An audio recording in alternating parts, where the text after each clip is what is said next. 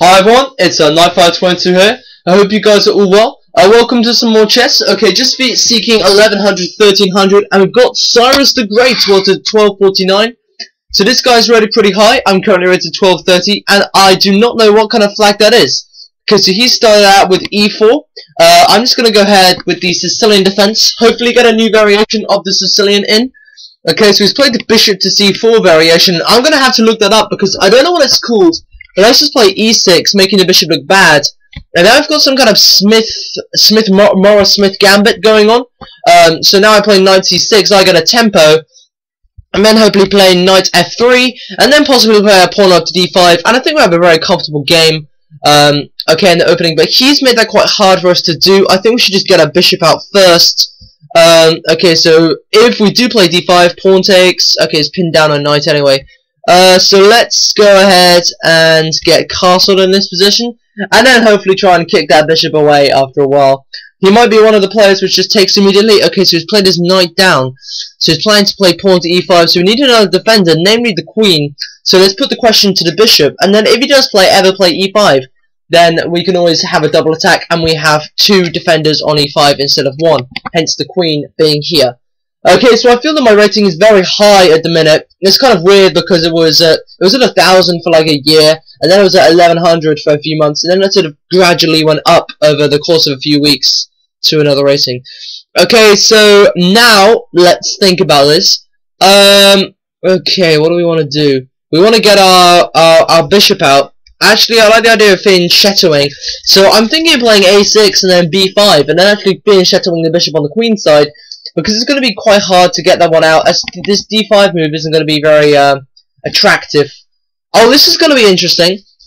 He's trying to kick our own bishop with like this. So if we retreat this bishop down to b6, then put this bishop on b7, we'll have these two bishops swinging into the kingside position. So yeah, it'll look pretty good. Our d7 pawn will be hanging if we move that bishop immediately, though. So what move would be good to counteract that? Maybe just a rook across to d8, actually aligning the rook with the queen. Okay, he's played his bishop back to e2. So it's a threat on c4. We didn't want to put it back on b3 because it would get trapped. So now, let's play a rook over to d8 now. Sorry, I might have said d1 earlier. Okay, and now he's gone ahead with his plan. So let's just retreat the bishop. This is what I was thinking about earlier. Is he going to play a4 now? Is he going to play a4 and try and play a5 and try and get the bishop further? It really doesn't matter because that is a decent diagonal for the bishop now. Okay, so time's still pretty good. Okay, he's played his rook across to e1 now. Do we have enough attackers to play d5? Pawn takes, pawn takes. No, we get an isolated d-pawn. Let's just fianchetto the bishop for now. Okay, so he's played his bishop out to d3. Does that not leave the knight undefended? Was that knight undefended before? Let's just go back a few moves. That knight has been undefended for like 3 moves, and none of us have noticed it. Oh well. Let's go ahead and capture that now. I don't think anything bad will happen if we do. We still both have quite a decent amount of time. But it is, you know, still got 3.5 minutes each. So everything should be pretty good. Okay, so now what's his plan? What's his main goal? We want to try and get this pawn up the board. We want to make use of our rooks a lot more, actually. Our knights, we want to get further into the board. And just basically solidify everything up. What's he gonna play, though? He might play his pawn down to e... Oh, shoot. We do not want that to happen. Sorry about that, guys. I accidentally pre-moved it. And now I'm just making sure that we don't have that knight stuck there. Okay, so that was pretty much it. Our opponent seems to be not moving now. Okay, he's played his rook to e2. Okay. I have a plan. Let's play our knight into here. What I'm thinking is if knight takes and bishop here, we have a double attack on the rook, and therefore it'll be a lot harder for him to double here. And if he plays his queen over to here, queen takes. Okay, let's go for our plan. Oops, this one. Okay, let's go now. We did trade off a good knight, but now we can take his rook for free, which is weird. So now we can take his rook for free, and he has wasted quite a bit of time as well, and we are up quite a lot of material all of a sudden. We have one bishop, and we also have one rook. Okay, so now this bishop can just come back into c3. I probably should have played it to b2, but I didn't anyway. Okay, so now let's go ahead and take the pawn again. He's giving up a lot of material all of a sudden. I think he's just trying to find a killer line as he's throwing everything he's got at us because he knows that he's not going to win this game materialistically. He has to win it by some sort of awesome attack. Should we actually go back and attack that pawn again? Obviously, he can't play the rook across to a1 because what the hell is he doing? He keeps giving up these pawns, and now we're attacking the pawn on b4. Okay, he's solidified with c3. That looks okay now. But let's just bring the rook across to c8 and attack that one again. We don't want that bishop getting trapped. It does look pretty risky there all of a sudden, I have to say. So it was a good sacrifice for him, sacrificing the pawn. But he doesn't have much time either now. I really do think that he wasted a lot of time thinking about some moves which weren't great. Not brilliant play from him. But now we can go ahead and take another pawn. What's he on about? What is he on about?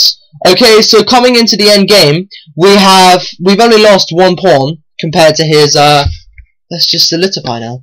We've only lost one pawn compared to his 4, and we are up quite a bit of material, quite a decent amount of material. We still have to be careful though because he does have a rook and a bishop. Oh, he's moved to h3. But we don't have to worry about that yet. Maybe he'll try and win on time with some fast attack. What's he doing? Seriously. Okay, I'm sorry about if this is a bit of a boring game because our opponent's making dubious moves. But this might actually not be his real rating, 1249. It might be something a lot lower than this. Okay, so now we can go ahead and do a checkmate somehow. Just bring these rooks into the action, and then hopefully there should be a checkmate from here.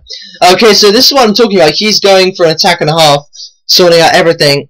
Okay, so let's think about this one. If we go here, then he can play his...